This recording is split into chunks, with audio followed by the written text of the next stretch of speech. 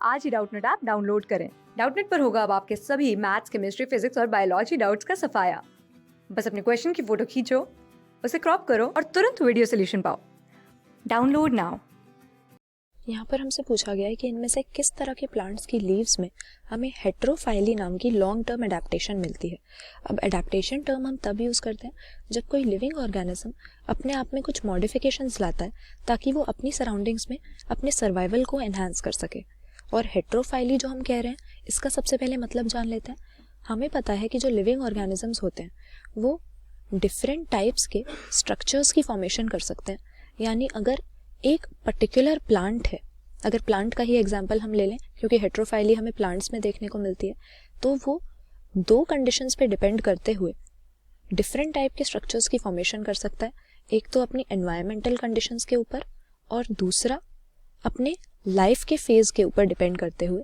एक ही प्लांट जब different structures form कर रहा है तो इसको हम प्लास्टिसिटी का नाम देते हैं। और इसी प्लास्टिसिटी का एग्जाम्पल हमारे पास हेट्रोफाइली हो जाता है। हेट्रोफाइली का मतलब कि जब एक पर्टिकुलर प्लांट अलग अलग समय पे डिफरेंट टाइप की लीफ मॉर्फोलॉजी शो कर रहा है। तो इसका एग्जाम्पल अगर हम लेना चाहें तो हमारे पास लाक्स पर जो होता है ये इसका कॉमन एग्जाम्पल होता है। इसमें हम देखते हैं कि लाइफ फेज के अकॉर्डिंग ये अपने लीफ की शेप को चेंज कर लेता है। यानी जब जुवेनाइल फेज होता है, जब ये इमेच्योर होता है प्लांट, उस टाइम पे इसकी लीफ की अलग शेप होती है।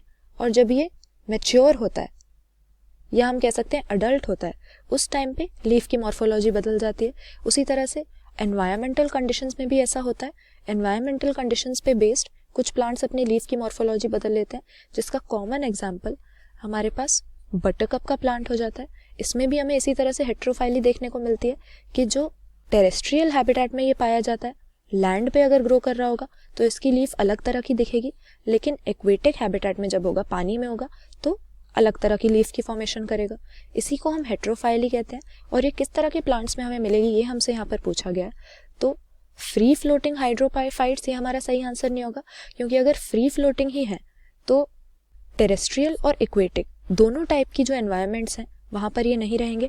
उसी तरह से सबमर्ज्ड होंगे तो भी ये सिर्फ और सिर्फ इक्वेटिक हो जाएंगे क्योंकि पानी में डूबे हुए हैं।